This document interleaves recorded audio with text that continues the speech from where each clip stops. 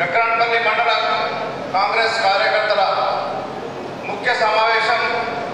ఈ సమావేశం యొక్క ముఖ్య ఉద్దేశం రాబోయే పార్లమెంట్ ఎన్నికల సందర్భంలో సమాయత్తం కావడానికి జక్రాన్పల్లి మండల కాంగ్రెస్ కార్యకర్తలందరినీ ఏకతాటిపై నడిపించడానికి సమావేశం ఏర్పాటు చేసుకోవడానికి మరి నిర్ణయం తీసుకొని మన ముఖ్య అతిథి, ఈ కార్యక్రమానికి ముఖ్య అతిథి మన ప్రీతమ నాయకుడు మన ఎమ్మెల్యే భూపతి రెడ్డి గారికి, వేదిక మీద ఉన్నటువంటి జిల్లా కిసాన్ కేంద్ర అధ్యక్షులు ముప్పగంగారెడ్డి గారికి, అక్కడ నుంచి చూసుకుంటూ వస్తే మరి సర్పంచ్ నర్సన్న గారికి, రాజేందర్ గారికి, యువజన కాంగ్రెస్ నాయకులు నరేష్ గారికి,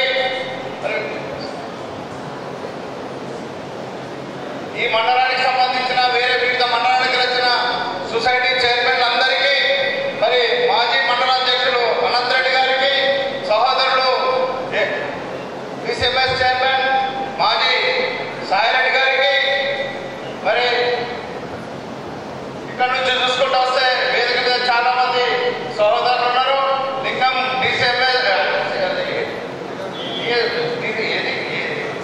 డిసిసిబి కదా, డిసిసి బ్యాంక్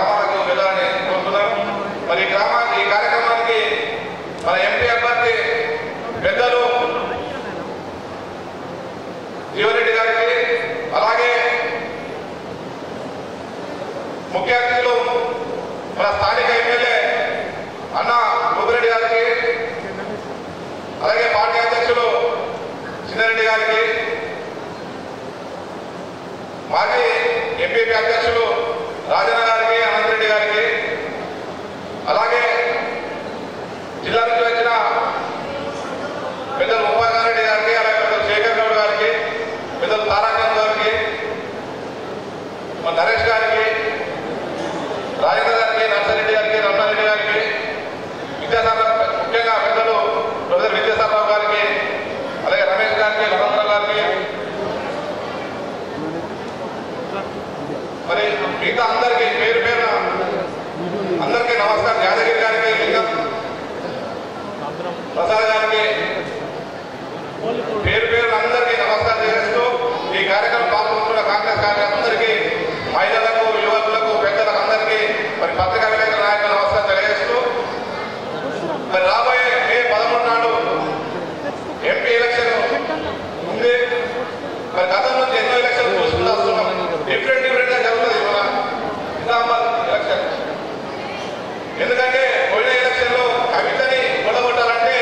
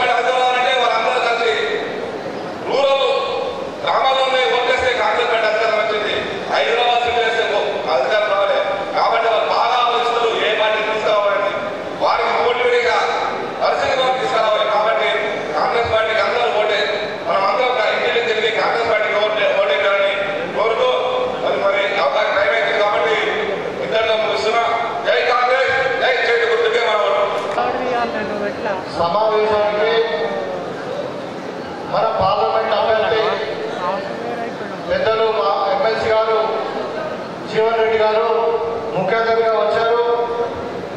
వారికి అదేవిధంగా మన మండల పార్టీ అధ్యక్షుడు చిన్నారెడ్డి గారికి, మీ మండల సీనియర్ నాయకుడు అయినటువంటి పెద్దలు సాయిరెడ్డి గారికి, అదేవిధంగా నాతో పాటు వచ్చినటువంటి మాజీ ఎంపీ అనంత్ రెడ్డి గారికి, మరి సోదరిమణి ఎంపీటీసీ అర్గుల్ అనిత గారికి, అదేవిధంగా మరి పిసిసి డెలిగేట్ శేఖర్ గౌడ్ గారికి, మాజీ ఎంపీ రాజన్న గారికి, మరి బంజారా సేవ అధ్యక్షుడు యూత్ కాంగ్రెస్ అధ్యక్షుడు నరేష్ గారికి, మరి గోర్ల రాజేందర్ గారికి, మాజీ సర్పంచ్ నర్సిరెడ్డి గారికి, రమణారెడ్డి గారికి, అదేవిధంగా ప్రొఫెసర్ విద్యాసాగర్ గారు, తెల్లన్న గారికి, రమేష్ గారికి, మరి అదేవిధంగా తమ్ముడు వినోద్, చాలా మంది ఉన్నారు. అందరికీ కూడా పేరు పేరున, అదేవిధంగా వివిధ గ్రామాల నుండి వచ్చినటువంటి కాంగ్రెస్ శ్రేణులకు, ఇక్కడ ఉన్నటువంటి అక్కా చెల్లెలందరూ కూడా పత్రికా విలేకరులకు నమస్కారాలు. ఇది ఎన్నికల సమయం. మళ్ళీ గతంలో డిసెంబర్లో మేము అన్ని గ్రామాలకు రావడం జరిగింది. అప్పుడు కూడా ఏంటంటే అసెంబ్లీ ఎన్నికలు. ఆ రోజు మీకు చెప్పినాం, మేము ఏదైతే వాగ్దానాలు చేసామో అది సోనియా గాంధీ గారి మాట, మరి భూపతి రెడ్డిదో లేకుండా రేవంత్ రెడ్డిదో కాదు, తప్పకుండా కాంగ్రెస్ పార్టీ చెప్తే తప్పకుండా అమలు చేస్తుంది. ఎందుకంటే కాంగ్రెస్ పార్టీకి ఒక చరిత్ర ఉంది. 100 ఏళ్ల పైచీలకు ఉన్నటువంటి పార్టీ, ఈ దేశానికి స్వాతంత్రం తెచ్చినటువంటి పార్టీ, తెలంగాణ ఇచ్చినటువంటి పార్టీ, దేశం కొరకు చేరిపోయినటువంటి పార్టీ, దేశం కొరకు ప్రాణత్యాగం చేసినటువంటి పార్టీ. కాబట్టి ఈ టీఆర్ఎస్ పార్టీ లాగా లేకుంటే ఇంకా బీజేపీ పార్టీ లాగా చెప్పిన వాగ్దానాలు చేయకుండా, మరి తప్పకుండా చెప్పినవన్నీ కూడా చేస్తాం, చెప్పిందే చేస్తాం, చేసిందే చెప్తామని ఆ రోజు చెప్పడం జరిగింది. మీ అందరి సహకారంతో ఇవాళ కొంతమంది నాయకులు ఏదో అంటారు, కానీ అందరూ కూడా పూజ చేసిండ్రు. ఏ నాయకుడు పనిచేయదే మనకు అంత మంచి రిజల్ట్ రాదు. మన గ్రామాలలో ఇవాళ మన మండలంలో 4800 మెజారిటీ వచ్చిందంటే ప్రతి ఒక్కరు కాంగ్రెస్ పార్టీ జెండా ఎత్తుకొని తిరగడం వల్లనే ఇలా మెజారిటీ వచ్చింది. మనం చేస్తే చాలా ఇబ్బందులు ఉంటాయి, దొంగ కేసులు, ఎన్నో రకాల ఇబ్బందులు, బిజినెస్ లో ఇన్వాల్వ్ అవడం. నిజమే ఆ రోజు గ్రామాలలో పోతే చాలా మంది బయటకు రాలేదు. కానీ ఇలా అందరూ కూడా మనందరూ కూడా కలిసికట్టుగా పనిచేయడం వల్ల ఇలా నేను గెలిచినా మళ్ళా నేను నా ద్వారా మళ్ళీ ఇవాళ మన ప్రియతమ నాయకుడు రేవంత్ రెడ్డి గారు ముఖ్యమంత్రి అయిన మన అధికారంలోకి వచ్చినాం. సరే, కొన్ని గ్రామాల నుండి వచ్చిందా రాలేదా, వాళ్ళకి ఇంటి పైసలు ఉండకపోవచ్చు, లేదంటే నిన్న మొన్న వర్షాలు పడ్డాయి, పంటల నష్టం జరుగుతుందని చెప్పి దాంతో బాధతో రాకపోవచ్చు, లేకుంటే ఇంకా పెళ్లికోవచ్చు, ఏదైనా ఉండొచ్చు. కానీ మనకు నాకు తెలిసి మొత్తం చక్రంపల్లి మండలంలో అన్ని గ్రామాలలో మంచి మెజారిటీ వచ్చింది మనకు. కాబట్టి మీ అందరి కృషి ఈ రోజు ఫలితం. దాంట్లో ఎవరికి కించపరచాల్సిన అవసరం లేదు. కాకపోతే ఒక స్థాయి తక్కువ చేస్తారు, కొన్ని ఎక్కువ చేస్తారు, మూల స్థాయిలో వాళ్ళు చేస్తారు. ఇంటి యజమాని ఒక పని చేస్తాడు, కొడుకు ఒక పని చేస్తాడు, కోడలు ఒక పని చేస్తుంది, అత్త ఒక పని చేస్తారు. అందరూ సమానంగా పని చేయలేదు. కాబట్టి ఒక పెద్ద వ్యవస్థ. కాబట్టి మనం ఇవాళ అధికారంలో ఉన్నాం, ప్రజల ఆశీర్వాదం గెలిచినాం. ఇప్పుడు ప్రజలకు ఎట్లా మనం సేవ చేయాలని ఆలోచించాలి తప్ప మన దాంట్లో మనకు చిన్న చిన్న పట్టించుకోవద్దని చెప్పి నేను నాయకులకు కోరుతా ఉన్నాను. ఇవాళ మనం చూస్తూ ఉన్నాం, పెద్దలు రేవంత్ రెడ్డి గారు 7వ తారీఖున డిసెంబర్ సోనియా గాంధీ గారి సమక్షంలో, రాహుల్ గాంధీ గారి సమక్షంలో, అదేవిధంగా మరి ప్రియాంక గాంధీ గారి సమక్షంలో లాల్ బహదూర్ స్టేడియంలో ప్రమాణ స్వీకారం చేసి ముఖ్యమంత్రిగా, అదే రోజు మనం ఏదైతే ఇందిరమ్మ పేరు మీద అభయాసం మనం పుస్తకాలు పెట్టినామో 6 గ్యారెంటీలు, ఆ 6 గ్యారెంటీలకు అదే రోజు కూడా సంతకం పెట్టినటువంటి సందర్భం మీకు అందరూ కూడా తెలుసు. చెప్పిన తర్వాత దాన్ని చట్టబద్ధం చేయడానికి కొంచెం టైం పడుతుంది. వెంటనే 2 రోజులకు మన తెలంగాణ తల్లి, తెలంగాణ ఇచ్చినటువంటి సోనియా గాంధీ గారి బర్త్డే రోజు 2 పథకాలు అమలుకు వచ్చినాయి. అది మొట్టమొదటిది, ఇక్కడ ఉన్నటువంటి ఆడపడుచుల అక్కలందరూ కూడా ఆర్టీసీ బస్సును ఫ్రీగా చేయడం జరిగింది. నేను గర్వంగా చెప్తా ఉన్నా, ఇవాళ 4 నెలల్లో తెలంగాణలో దగ్గర 30 కోట్ల మంది పైన మహిళలందరూ కూడా ఆర్టీసీలో ఫ్రీగా ప్రయాణం చేశారు. వచ్చినా లేదా? మీరు గుళ్ళకు పోయిరు, పెళ్లిలకు పోయిరు, మరి మీ అందరూ తల్లిగారింటికి పోయిరు, ఇంకా మీ పిల్లలు చదువుకుంటూ పోయిరు, షాపింగ్ పోయిరు, ఏదో రకంగా సమ్మక్క సారక్క జాతరకు పోయినా కానీ మొత్తం మీద 30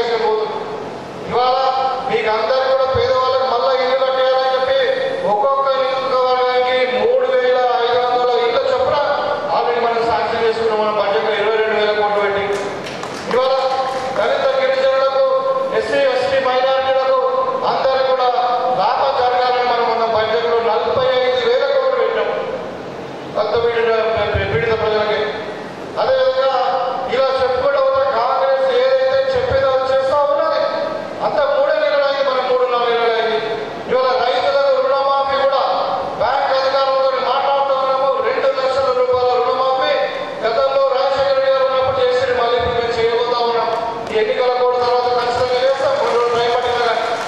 అదేవిధంగా రైతులకు గిట్టుబాటు ధర ఇస్తాం, దేనికి వెనుకాడలేదు కాంగ్రెస్ పార్టీ. కాబట్టి కళ్ళగొల్లి మాటలు చెప్పి ఏదో మభ్యపెట్టి ఓట్లు అడిగే పార్టీ కాదు కాంగ్రెస్ పార్టీ. మీరందరూ నమ్మారు కాబట్టి అధికారంలో ఉన్నాం. గతంలో టీఆర్ఎస్ వాళ్ళు చెప్పారు పేదవాళ్ళకు 3 ఎకరాల పొలం అన్నారు, పేదవాళ్ళకు డబుల్ బెడ్రూమ్ అన్నారు, ఇంటికి ఒక ఉద్యోగం అన్నారు. ఎక్కడైనా ఉద్యోగాలు ఇచ్చినా ఇవాళ ఆ రోజు ఉన్నారు తెలంగాణ ఉద్యోగంలో నేను కూడా పనిచేసాను, మీకు అందరూ కూడా తెలుసు. నీళ్లు నిధులు నియామకాలు అన్నాం. ఇవాళ చక్రానికి నీళ్ళు వస్తున్నాయా? మనం కొట్లాడి తెచ్చుకున్నటువంటి గుత్పా ఎక్స్టెన్షన్ ఇవాళ అదే కూడా అక్కడే కూడా పడుకునేది. 2015లో ఇనాగ్రేషన్ చేసుకున్నాం. మేము మొన్న మళ్ళీ రైతులందరినీ పిలిచి కాంట్రాక్టర్ పిలిచి మేము మళ్ళీ పైపులు ఏదైనా కానీ మేము పిలిచి ఇప్పిస్తాం. మీకు ఏం ఇబ్బందులు రైతులతో మాట్లాడతాం, మీరు వెంటనే మరి పనులు చాలు చేయమన్నా కాంట్రాక్టర్ ఒప్పుకున్నాడు. తప్పకుండా ఒక నెల లేట్ అయినా 2 నెలలు లేట్ అయినా ఆ ప్రాజెక్టు కంప్లీట్ చేసి మీ మండలంలో ఉన్నటువంటి 8 గ్రామాలకు నీళ్ళు ఇచ్చే బాధ్యత మాది. ఖచ్చితంగా చేపిస్తాం.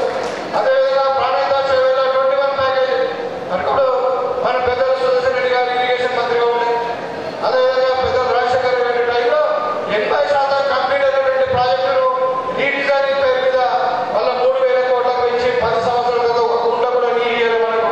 ఇలా సాగునీటి సమస్య ఇంకా ఉంది. ఇలా 10 సంవత్సరాలు మనం ఎంత నష్టపోయినాం. పంటకు నీళ్లు లేక ఇవాళ పంటలు ఎండిపోతున్నాయి అంటున్నారు టీఆర్ఎస్ వాళ్ళు. ఎందుకు ఎండిపోతున్నాయి? మీరు సాగునీరు లేక ఎక్కువాలి కదా. మీరే ప్రాణహిత చేయాలి 21 ప్యాకేజ్ కానీ గుప్తా ఎక్స్టెన్షన్ ఇవాళ కంప్లీట్ చేసి ఉంటే ఇవాళ రైతులకు ఇబ్బంది ఉండేదా అని అడుగుతామని నేను. చేయగలే కదా కదా. కాబట్టి ఇవాళ రైతులకు నీళ్ళు ఇవ్వడంలో కానీ అదేవిధంగా ఉద్యోగాలు ఏ పాపాలు వల్లే తెలంగాణ రాష్ట్రం వచ్చినప్పుడు 1,00,000 ఉద్యోగాలు ఖాళీ ఉన్నాయి. అదేళ్ళ తర్వాత ఏమైంది? 2 లక్షల ఉద్యోగాలు ఖాళీ అయినాయి. ఉన్నాయి లేకుండా ఇంకా కొత్త ఖాళీ అయినాయి.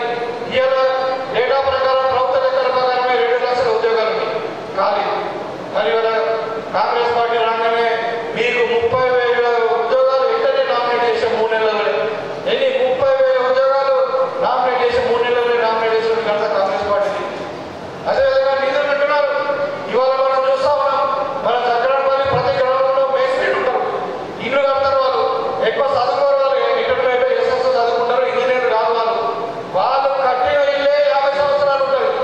మరి ఇలా పెద్ద ఇంజనీర్ అని చెప్పుకొని అంత కొంత యంత్రాంగం పెట్టుకొని కేసీఆర్ పేటిగడ్డ కట్టారు. 3 ఏళ్ళకి మునిగిపోయింది, కుంగిపోయిందా లేదా పేటిగడ్డ? ఇవాళ అన్నారం సుందిలా మరి లీకేజ్ అవుతా ఉన్నాయి, ఇసుక మేటలు పోతా ఉన్నాయి.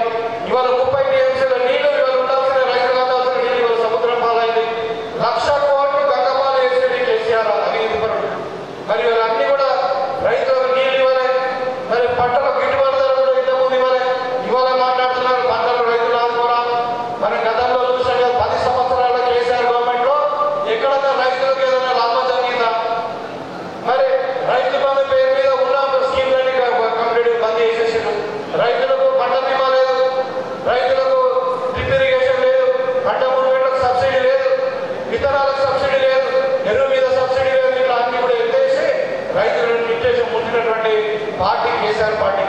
మరి ఒక కాంగ్రెస్ పార్టీ రైతులు ఆదుకుంటా ఉన్నాం.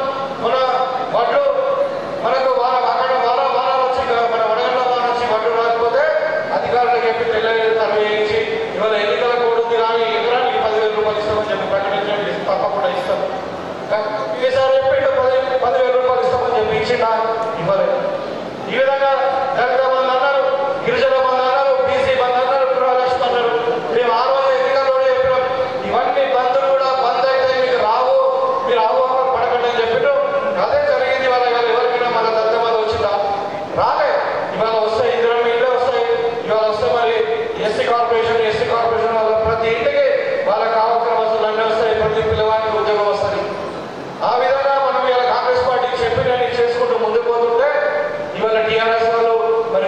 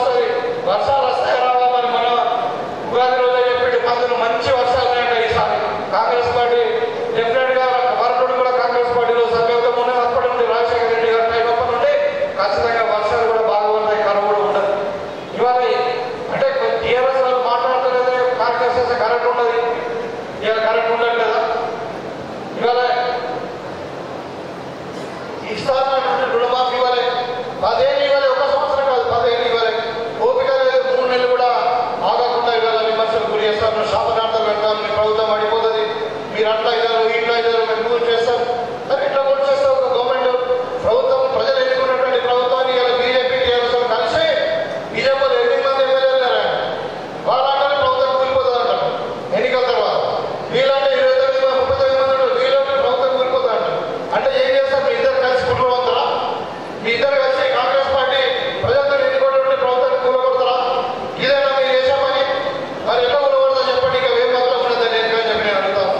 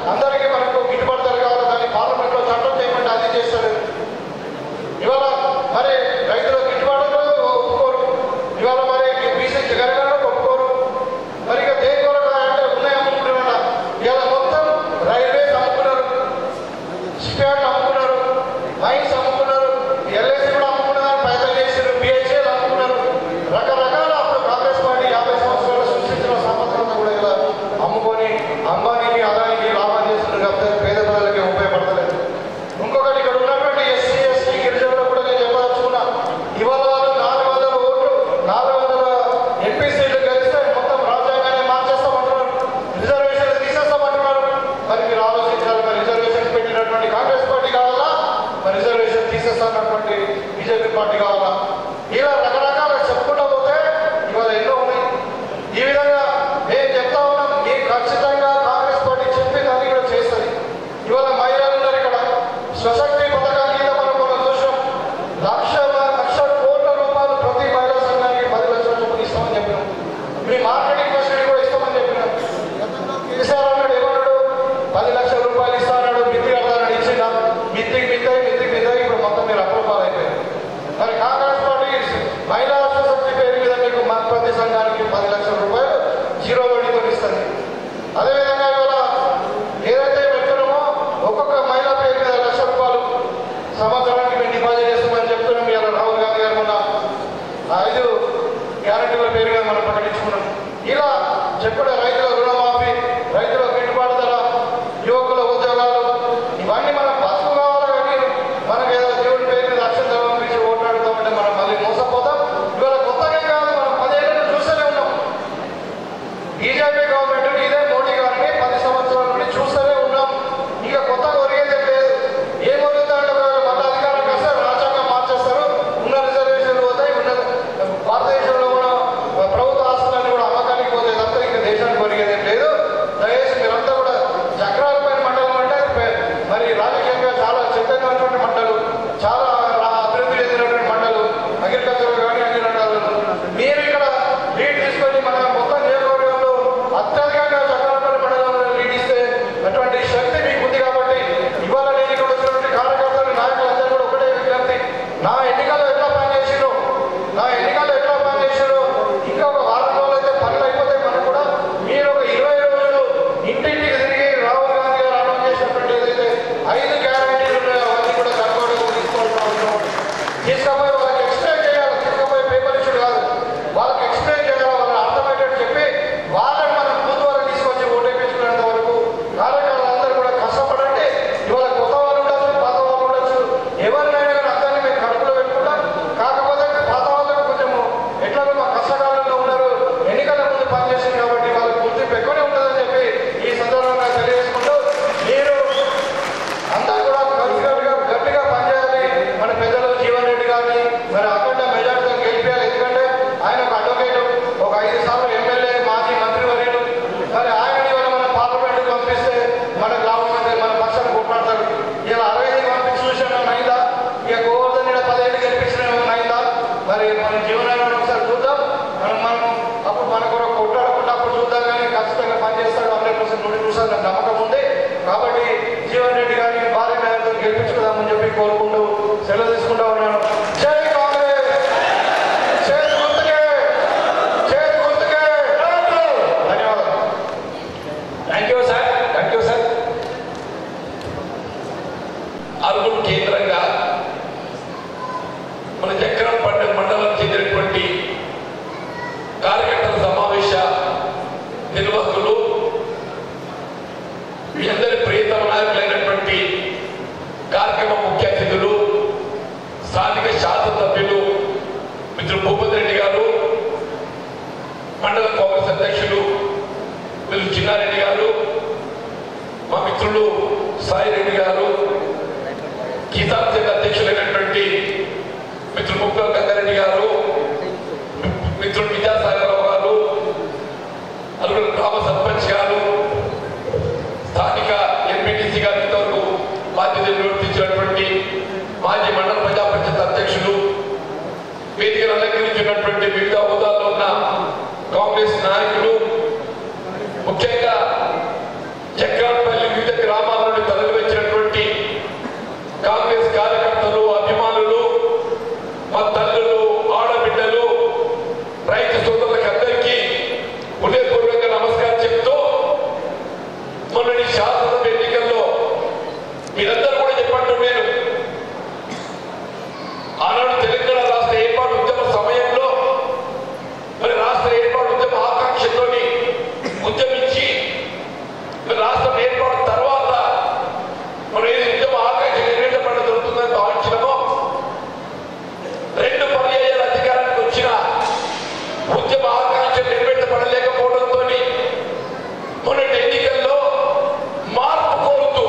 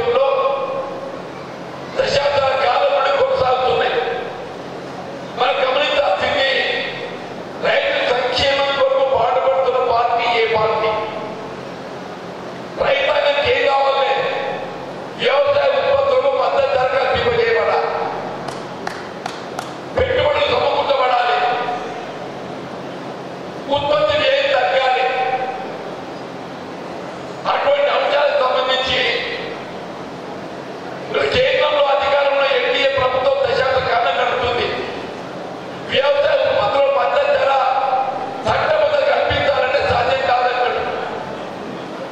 కాంగ్రెస్ పార్టీ రైతాంగానికి అండగా నిలబడే విధంగా వ్యవసాయ ఉత్పత్తులు ఏవే కానివ్వండి, వరి ధాన్యమే కానివ్వండి, మొక్కజొన్న కానివ్వండి, అది ఏ పంట కానివ్వండి కాక మద్దతు ధర పూర్తి స్థాయిలో కల్పించేటటువంటి ఘనత కేవలం కాంగ్రెస్ పార్టీ మాత్రమే జరుగుతుందని మనం చేస్తుండే పట్టునే. ఇవాళ భారతీయ జనతా పార్టీ కిసాన్ కి అమ్దాని తోపునా కనుకన్నాడే. అంటే రాష్ట్రంలో రైతాంగం యొక్క ఆదాయం రెట్టింపు చేస్తాడు. రైతాంగం యొక్క ఆదాయం రెట్టింపు ఎట్టున్నా కానీ పెట్టుబడి మాత్రం రెట్టింపై. మన రసాయన ఎరువుల ధరలు పెరిగింది, డీజిల్ ధర పెరిగింది, కూలీ నాలి ధర పెరిగింది.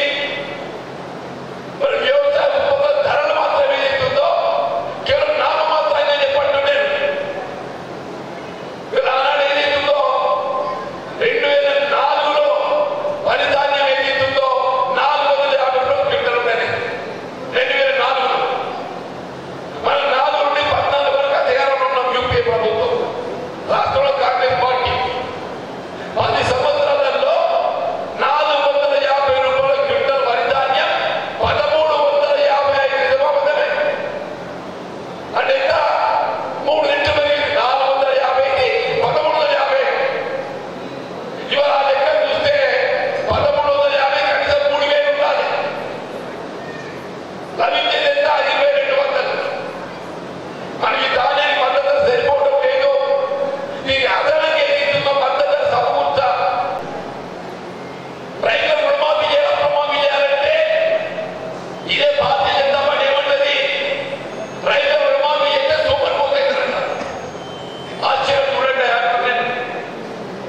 రైతులు రుణమాఫీ చేస్తే సూపర్ పోతాయి.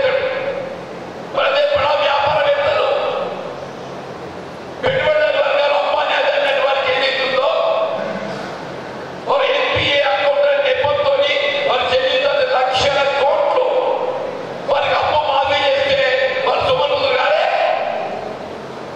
బడా పెట్టుబడిదారు వ్యాపారస్తులకు 16 లక్షల కోట్లు మాఫీ చేసిండు ఎన్డీఏ మోడీ గారు. కాంగ్రెస్ పార్టీ అట్లా కాదు. రైతాంగానికి అండగా నిలబడే పార్టీ కాంగ్రెస్ పార్టీ అంటున్నాను. ఒకసారి గుర్తు తెచ్చుకోండి. 2008-9లో ఆనాడు యూపీఏ ప్రభుత్వం కేంద్రంలో రాష్ట్రంలో కాంగ్రెస్ పార్టీ మరి చెల్లించాల్సిన అప్పు పంట రుణం ఏదైతుందో 1,00,000 రూపాయల వరకు ఏక మొత్తంగా మాఫీ చేసిన పార్టీ కాంగ్రెస్ పార్టీ అని చెప్పి నిజమాగానే. రేపు కూడా చెప్తాను నేను.